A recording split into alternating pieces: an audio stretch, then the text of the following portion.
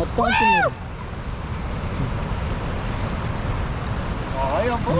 ఇట్లా వచ్చినాయి చూడండి ఫ్రెండ్స్, చేపలు కావట్లు వచ్చినాయి ఫ్రెండ్స్. చూడండి అక్కడ దూరంగా వచ్చింది, దూరంగా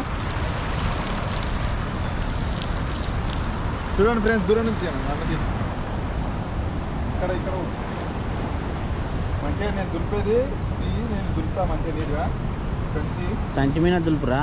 ఏమవుతుంది ఇప్పుడు కిందనే బాగుంటుంది.